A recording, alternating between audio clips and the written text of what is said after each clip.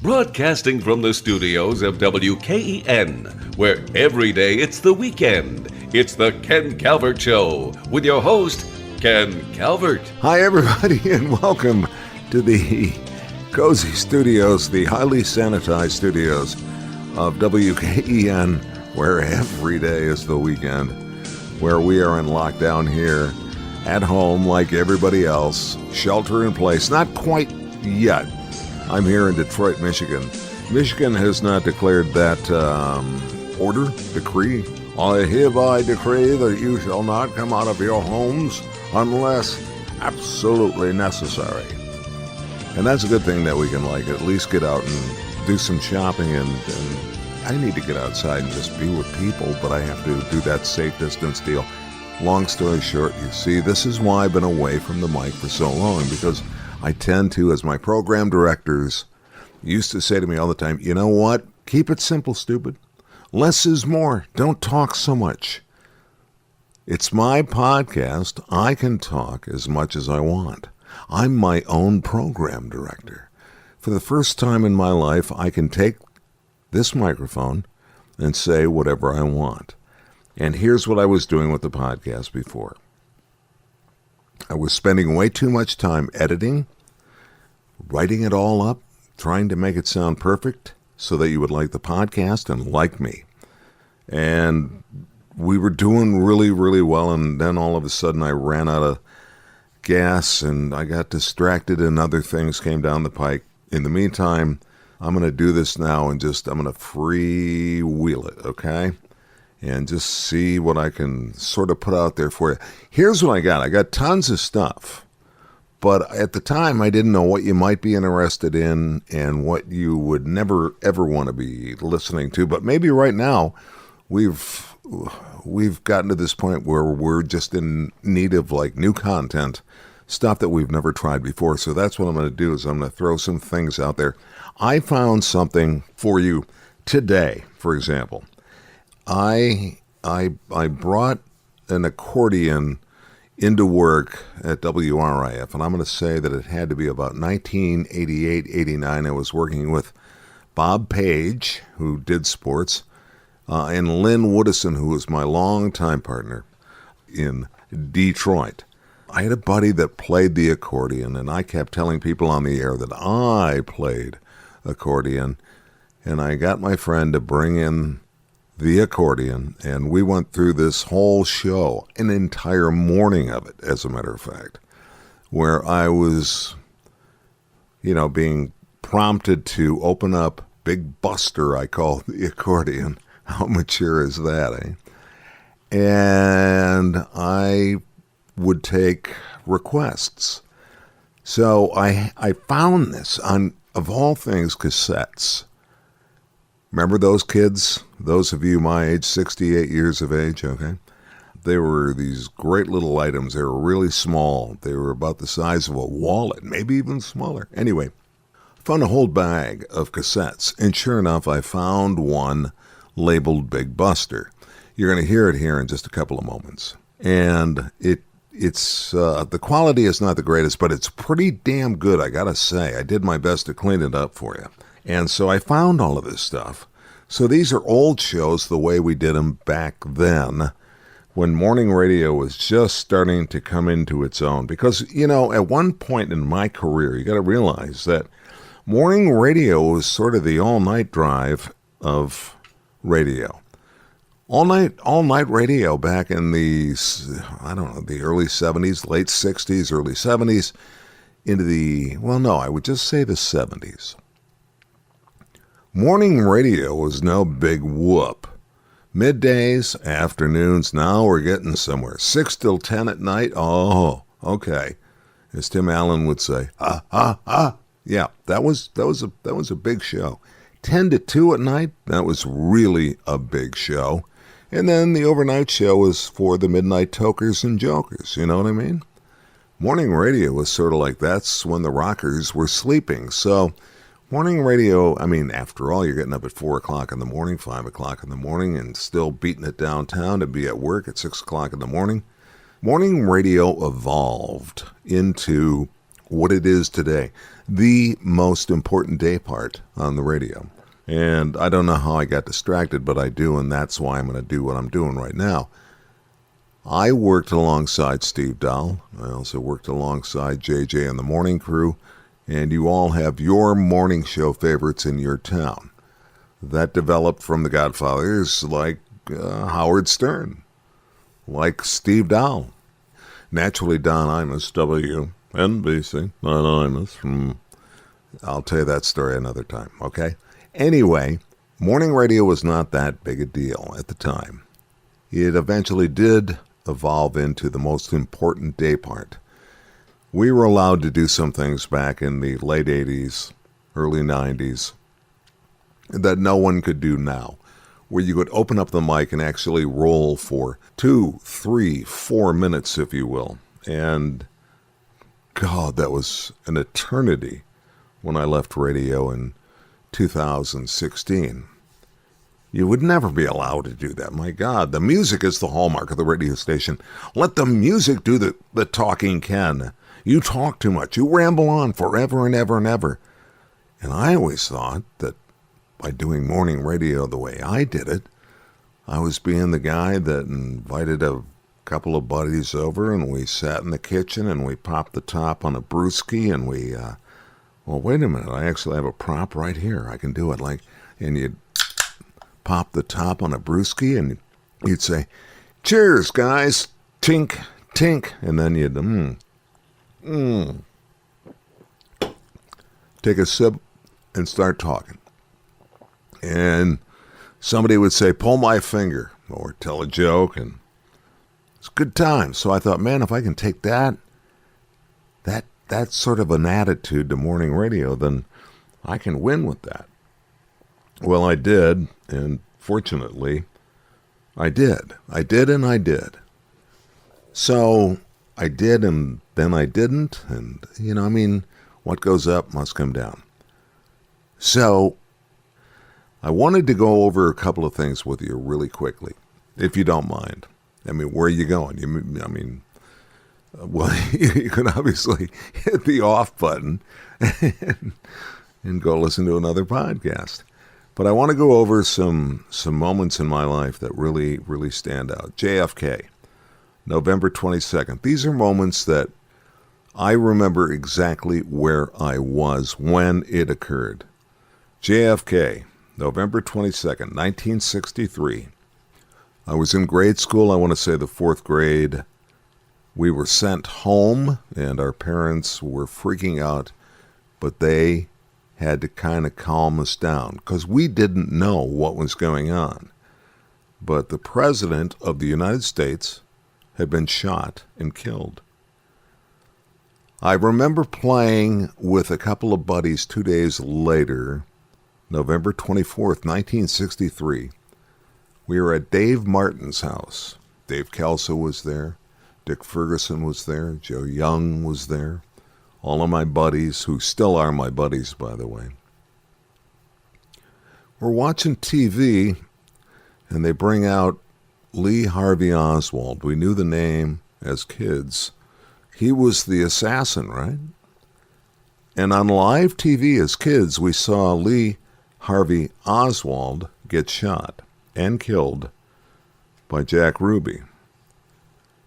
Well, it took a long time to recover from that for our folks, but not so much for the kids. Life went on. We landed on the moon. Well, first of all, there were other things down the road that were hallmarks in my life. We had to worry about the draft. We had to sign up for the draft when I turned 18.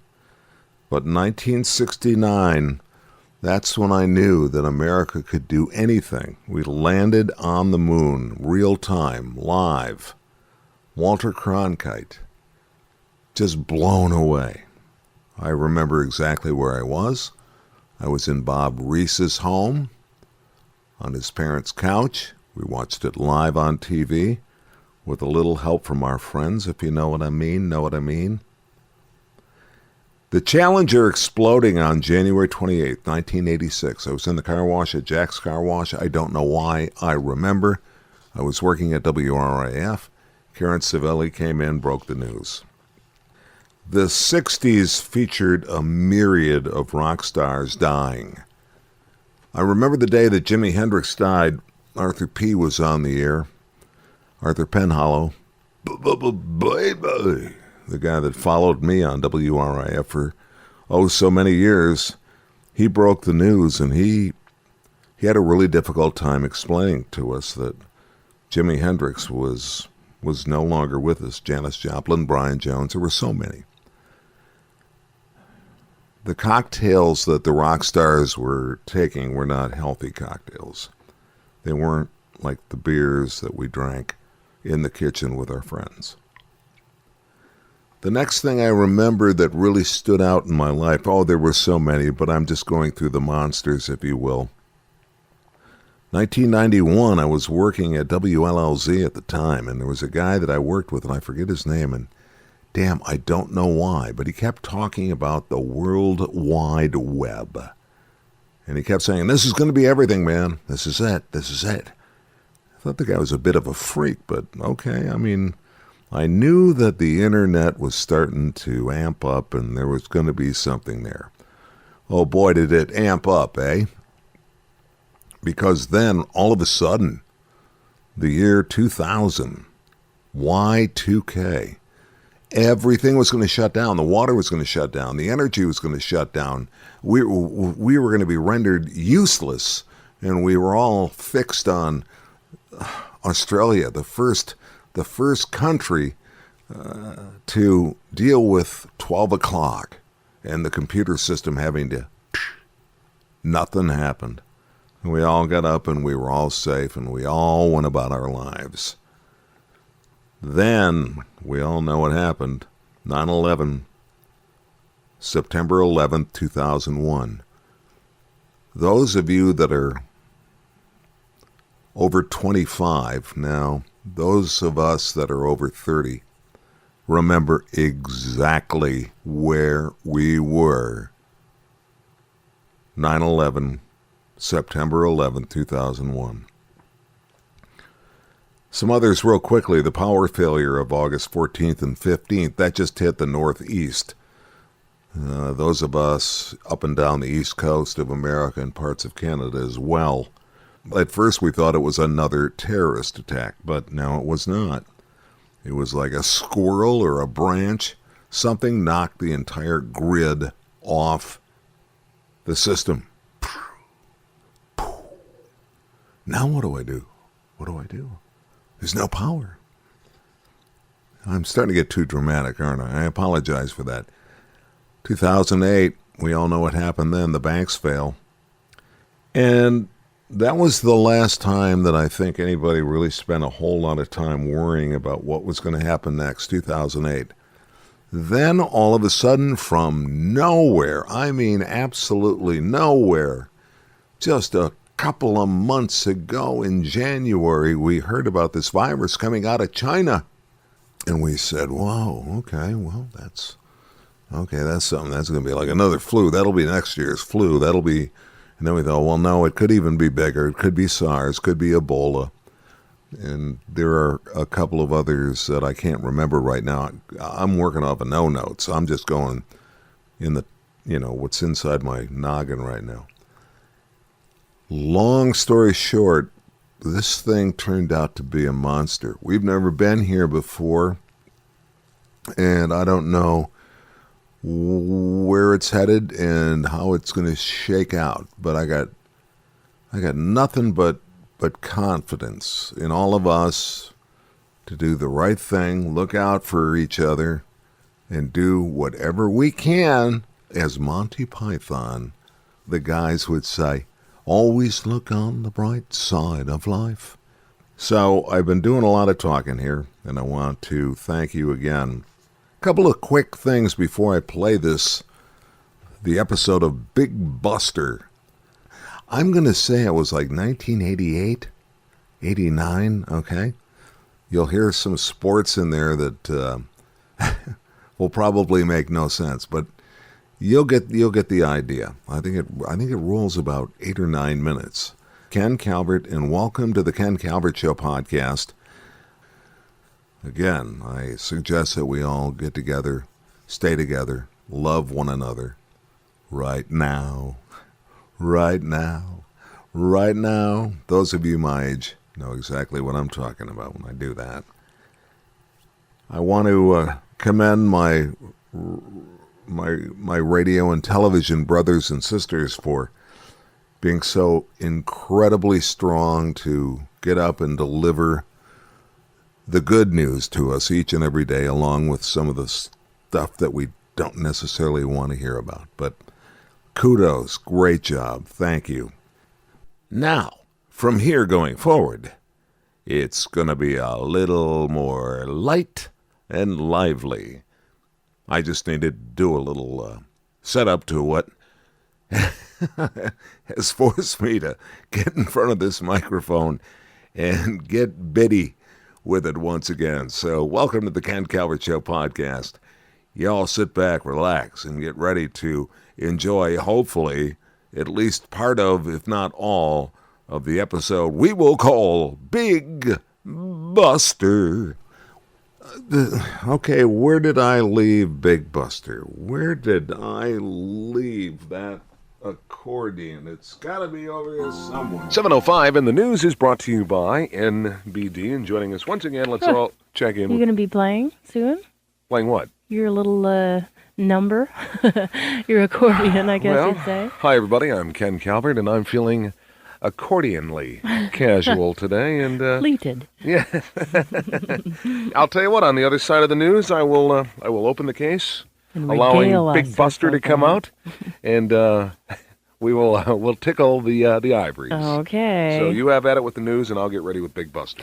Detroit. No Detroit Edison. News, London. I don't suppose we could hope for any Clapton music, could we? Well, excuse my On the tennis shoes accordion, squeak. yeah. That's my Rhonda Hart impression, everybody. I'm coming! All right, now you all thought I was lying yesterday. I sure did. Here's the case, Big Buster's case. That Right was there, I'll good. set her down. Hold on, perhaps this will get her over here. And unzip. Well, Big Buster's There. a her, huh? No, Big Buster's a guy, and he's coming out right now. Okay. That sounded a little strange. Open her up. I'll tell you, you got to be in shape to wear one of these things. Here we go. All right, Well, put on the that's other you shoulder. out. Let me see if she's ready to breathe. Oh, God. All right. Have to tune her up here for a second. These things are basically in tune. But somebody called, I believe it was Stash Mahalski called from Hamtramck this morning, and asked the big guy, Big Buster, and myself. Hi, everybody. Ken Calvert. Good to have you along. 7:12 on a good-looking Tuesday morning. A little out of breath as I hoist her up here now. Well, we'll open her with a little beer barrel polka and then take some of your phone requests. In Detroit, we are 101 FM, WRIF. 1, 2, 1, 2, 3.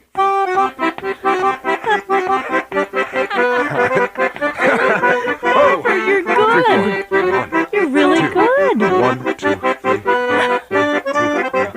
1, 2, and breathe. Ho! Look at the fingers are flying. 2, 3, 4. This is great. All right. We'll be back with more, ladies and gentlemen. 101 FM, WRIF. You are Here's good. Eric Clapton one more time from the top. A 1, a 2, a 1, 2, 3, 4.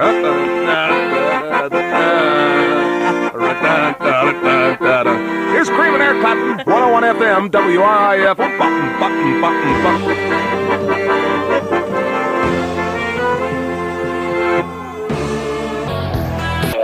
I hope you appreciated it. I've done what I can to rectify the situation. I'm going to end on one of my stronger rock. By the way, I'm not available for bar mitzvahs. I'm not available for proms. I'm not available for weddings. You will not see me perform live anywhere. It's over. It's done. I end with this one, Led Zeppelin's Whole Lotta Love. Big Buster, myself, Riff Radio, and of course, Led Zeppelin.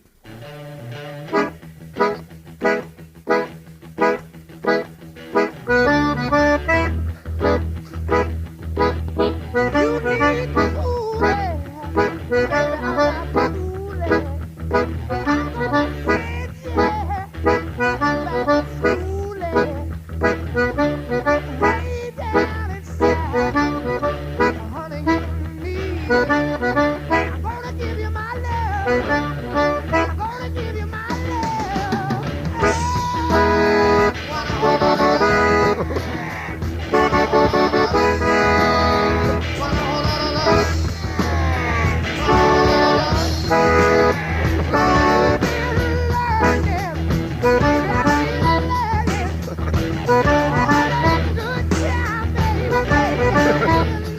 got it now.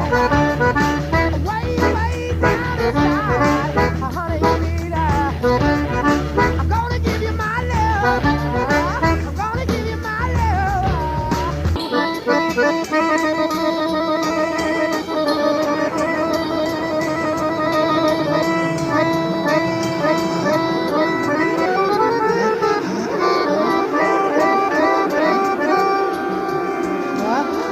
way down inside, woman, you need.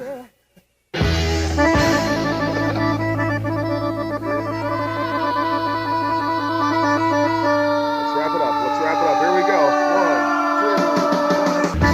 1, 2. Shake for me, yeah. I wanna be your best your man. Coolie, baby.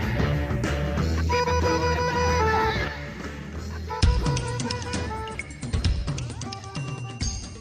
You can subscribe to the Ken Calvert Show podcast on Apple iTunes, TuneIn, Stitcher, Spotify, or iHeartRadio. It's also available by going directly to www.thekencalvertshow.com. You can reach Ken at kencalvertpodcast@gmail.com.